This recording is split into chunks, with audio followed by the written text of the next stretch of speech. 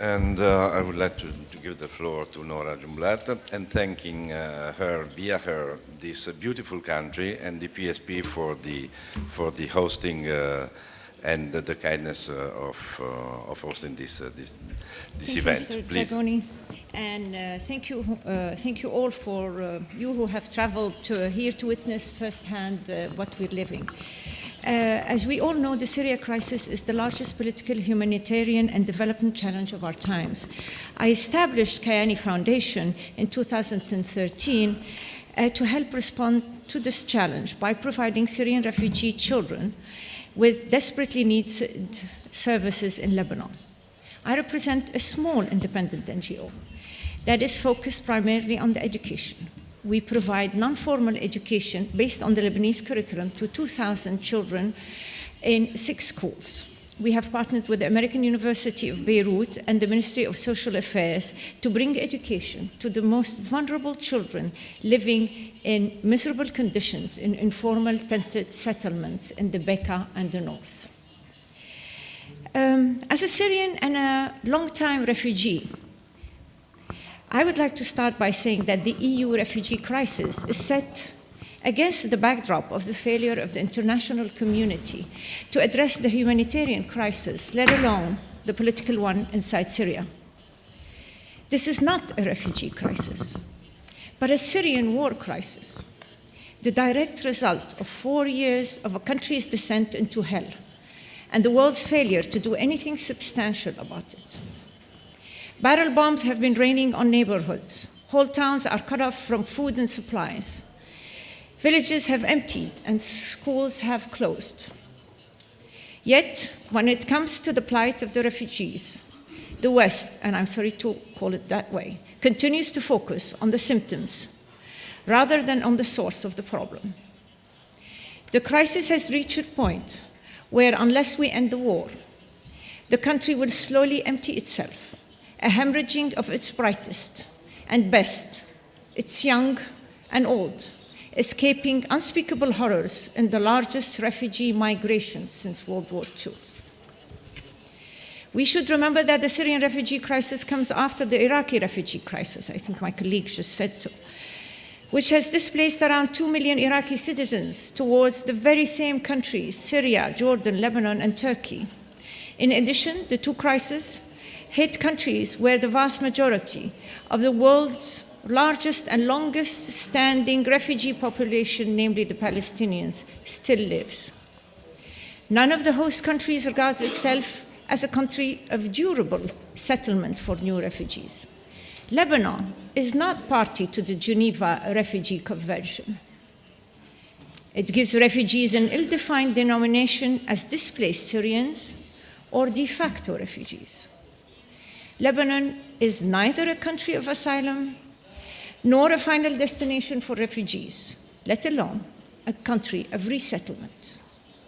This creates human rights abuses as well as friction within host communities. Nations are not the only lines dissecting this part of the world.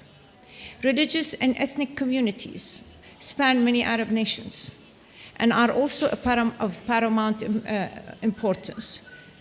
Those fleeing Syria, be they Sunni Arabs, Shia Arabs, Christian Arabs, Muslim Kurds, or Syrian Palestinians, naturally find shelter within their community on the other side of the border.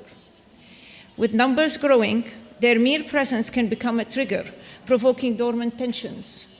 Moreover, camps and informal settlements sheltering the refugees might easily become hotbeds for terrorist organizations.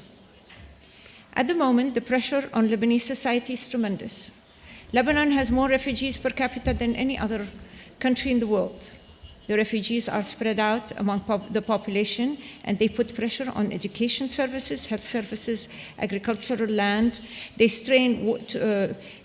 further strain to water. They are straining water resources. Pressure is also on rents and apartments, price of food. Furthermore, refugees have no access to jobs and are spread out in areas within vulnerable host communities suffering from historic poverty and negligence. Now, a better side. A roadmap for Lebanon has been established, the Lebanese Crisis Response Plan, a joint government UN integrated plan to ensure the humanitarian response to the Syria crisis tangibly benefits Lebanon and helps to stabilize the country. This very important document does not address the role of donor countries in the global humanitarian response. The way it works is that the EU and other donors provide funding to the UN and other NGOs when those oversee its disbursement. The process is quite complicated and has very good people working on it. Rather than interfere with it or detract from its funding, the EU should also pursue alternative and parallel initiatives to empower local communities, municipalities, and universities, both in Europe and in host countries, to cooperate with each other in responding to the crisis.